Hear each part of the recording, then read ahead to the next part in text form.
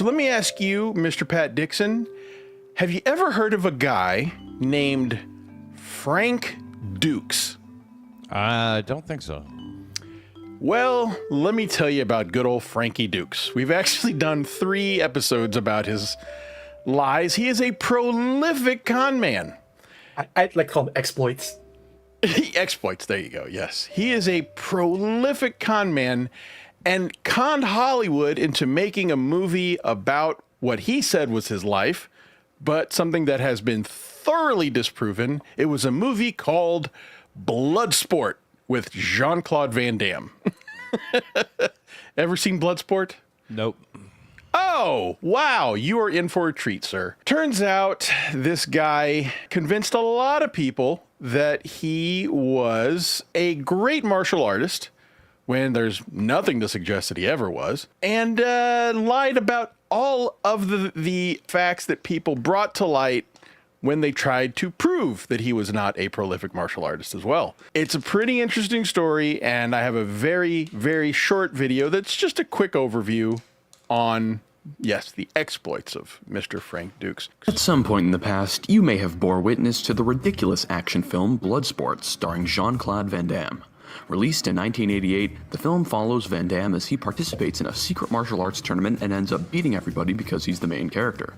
The film itself is your standard 80s martial arts action film, but what really got me interested was the end credit sequence, which states that the movie was based off the real-life exploits of a man named Frank Dukes. Despite a glaring lack of proof, Frank Dukes maintains his implausible story as the unwavering truth and contends there. So if you don't know the plot of Bloodsport, it's about a guy who was in the military and breaks away, goes AWOL in order to compete in this Mortal Kombat-esque type martial arts tournament. But his numbers don't add up. We'll get into all of that. But actually, quick interesting fact is that Mortal Kombat actually came out of the movie Bloodsport because Johnny Cage was supposed to be Jean-Claude Van Damme's character. Licensing fell through, and then they came up with this video game about it. It was supposed to be Bloodsport the game. Anyway, But I don't know. to come full circle, in Mortal Kombat 1 that came out recently, which is like a total rehash of the universe. Oh, that's true. Yeah. There is a skin of Johnny Cage that's Jean-Claude Van Damme, voiced by Jean-Claude Van Damme. That's true. I forgot about They that. changed they changed the voice acting and everything. Like if you choose that skin. But here we go. Has been a vast conspiracy for decades to delegitimize his accomplishments. For what possible reason? According to Dukes, so that rival martial arts instructors in Los Angeles could put him out of business and reap their own financial rewards in his absence. So when we learn about all of the things that have been disproven, all of the things he's claimed have been disproven, this has been his excuse. Something to keep in mind is that the reason all of these accusations have been made against him are from rival martial arts coaches. That's his excuse. In 1988, as Dukes' reputation further came under question upon the movie's release, Black Belt Magazine's writer and editor publicly expressed regret for naively publishing Dukes' story as truth years earlier, and even questioned the existence of the Kumite altogether. From 1975 to 1981, Duke served in the United States Marine Corps Reserve, and from 1988 onward he worked sporadically as a fight coordinator and writer for a few action films. And that's it. You may notice that there is very little information on this list. This is primarily because almost everything said by Dukes about his life has been heavily contested and denied by various sources, and for good reason. Let's start with his supposed military service. Now, it has been confirmed that Dukes did indeed serve in the Marine Corps Reserve for 6 years. However, during this time there is no record of him ever serving overseas nor receiving awards or decorations of any kind. However, this has not stopped Dukes from unleashing a slew of incredible claims about his supposed military achievements. For starters, Dukes claimed that he had enlisted and been deployed in Southeast Asia and the Vietnam War. However, there is no record of this anywhere, and the Vietnam War had actually ended before he even enlisted. That to me is hilarious. He wrote a book and made claims that he fought in the Vietnam War while also giving a date for enrolling in the military that was after the Vietnam War had ended. But again, this is all because of his rival martial arts instructors who want to take his business. Dukes said that for his exploits he was awarded the Medal of Honor, evidence of which has also yet to be found. As evidence for his supposed decorations, Dukes provided a photo of him in uniform with his medal, along with various ribbons and assorted decorations. However, his decorations were out of order, and the Medal of Honor shown in the photo was actually the version given to U.S. Army servicemen, despite the fact that he was a Marine. Now, what's crazy about that photo is that photo is part of his book, in which he is specifically saying, hey, look at me in uniform with all of my medals. And somebody did the research and found out that all those medals were not properly ordered, and they were not also for his branch of the military. So he gave an excuse, or at least an explanation. When he was asked about why he was wearing the wrong medal, Dukes said that the military had never explained the reason to him, which is basically the equivalent of saying, I don't know.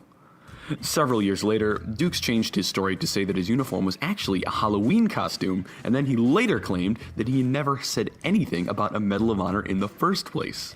So I think you can see where we're going. This guy is just a prolific liar, a compulsive liar, a Chad Zumach, if you will. So stolen valor and then returned valor. Yes, and then Yes. and then says it was a Halloween costume. But his lies get way more hilarious. A recovered psychiatric evaluation from 1978 says that Dukes was prone to flighty and disconnected ideas. Dukes was particularly fond of saying that the military had sabotaged his records, a claim that would see extremely heavy use over the coming years. Moving on to Dukes' apparently legendary martial arts career. First of all, Dukes claimed that he had participated in a secret martial arts tournament in the Bahamas called the Kumite and won several world records for getting 56 consecutive knockouts and the fastest ever knockout time of 0. What do you think his fastest knockout speed is? Actually, you know what? I'm not He even. said 0. Well, yes, 0.12 seconds. 0.12 seconds. He knocked a man out in 0.12 seconds. That's his claim. Yes. Fast. That's pretty fast. He also claimed that, of course, he was the first person allowed to speak publicly about the event. However, an official from the Ministry of Sports in the Bahamas stated that it would be physically impossible for a tournament of that scale to remain secret for so long. Also, upon closer inspection, the trophy Dukes claimed to have won at the Kumite was actually purchased by him at a local trophy store. And there's proof. W.R. Moody Company, a trophy shop in North Hollywood, were shown photos of the trophy, and they said that the base and the ceramic plaque were made by their company. He bought his own trophy and posed with it Yeah. for Black Belt magazine. Frank's explanation of this receipt's existence is that it was for a different trophy that he commissioned them to repair for him after it had been damaged. In regard to the real trophy itself, Frank told Black Belt magazine that the trophy is never really the property of the winner, and its value makes it worth keeping it in a secure place. Hey, do you have the trophy in your office right here? Yeah, I do actually. Can we see this trophy? Oh, look at that. He does have it after all. That's cool, man. You lie. You never win. It was also discovered that Dukes' master had the exact same name as the ninja commander from the James Bond novel You Only Live Twice. A very odd coincidence, but one which Dukes was more than happy to dismiss. He also explained that when confronted, he said, no, the character was based off of him. While on the topic of incredible odds, we now direct our attention towards Frank Dukes' supposed fight record. In 1980, Dukes claimed that in his 329 fights, he had earned an astounding 321 wins, 7 draws, and 1 loss. What a record. However, this virtually impossible win ratio was somehow altered retroactively through what I can only assume is time travel, as in 2014, Dukes revised his statement to say that he had earned an earth-shattering 0 losses, 0 draws, and 329 wins. However, Dukes may have to amend this perfect record, as in 1993 he attended a martial arts trade show and got into a fight with kickboxer Zane Frazier, during which he was soundly beaten. Dukes later claimed that he was sucker punched by Frazier using brass knuckles, although this was not corroborated by any of the multiple witnesses. With that out of the way, we now move on to our final subject, Dukes' supposed work with the CIA. According to his... Would you believe he worked with the CIA? Yes. But how he connected with the CIA is the best part. book, Dukes was recruited by CIA Director William J. Casey, who met him in a urinal to give him directions. Dukes purportedly went on covert missions, including one where he blew up a fuel depot in Nicaragua. However, not only did every CIA officer he claimed to have worked with deny his claims, but none of them could even remember meeting him at all. In fact, though the CIA rarely comments on claims of this type, a CIA spokesman said that Duke's statements were so preposterous that they thought it was necessary. There is one more story that I've saved for last on purpose. Please keep in mind, I am not making this up. This is actually something he said. This is great. Dukes claimed that he was gifted a sword for winning the Kumite. However, when asked why he no longer had the sword, Dukes stated that he had sold it in a failed attempt to purchase the freedom of a boat full of orphans, whom he later rescued from pirates before stopping the assassination of Steven Seagal. That is... Look, man, I mean, you got to give it to him. I'm willing to forgive the lies because they're creative lies. But there's one last one. I'm willing to forgive all the other lies just because he was such a hero in this situation. There's more. I forgot. There's actually a little bit more to this pirate story. Here's a quote from Dukes himself. I sold my sword. I have no regrets from it. It went to a good cause. It went to buy the kids out of slavery. What they do is, these local chiefs, they take these kids who are orphans and they put them on these ships and go out to the South China Sea. The ships were crowded and uncomfortable. I'm talking about what we'd call a normal bunk. They had 4 or 5 kids squeezed into that thing. They lived out in the open elements. They die, and the Philippine government just turns a blind eye. Frank claimed at the time that Bloodsport was released to still be in contact with many of them, and that at least one of them would happily...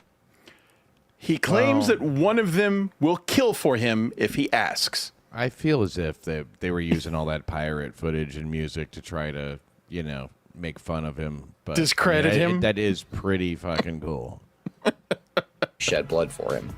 Frank says that the International Fighting Arts Association sponsored the Kumite tournament. But when journalists tried to contact the IFAA, they found that the organization shared the same address as Frank Duke's house.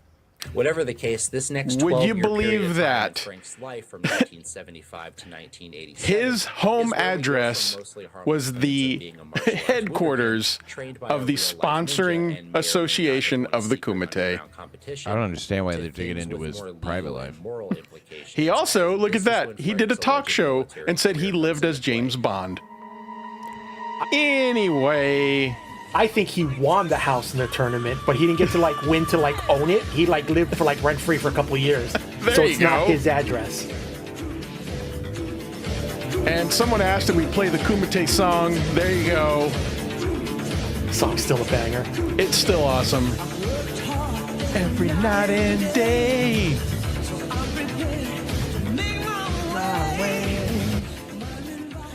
And no copyright strikes on it. We've played it lots of times. Hell, So bro, we've done a multi-part episode on Count Dante, B. Oh yeah, oh yeah, we did. Yeah. All right. So That's fascinating. I mean, it's pretty they're interesting. These karate instructors have ruined this guy's life. They've gone to such efforts to ruin his. There's so many more lies, And they're working with the CIA too. Yes, it's amazing.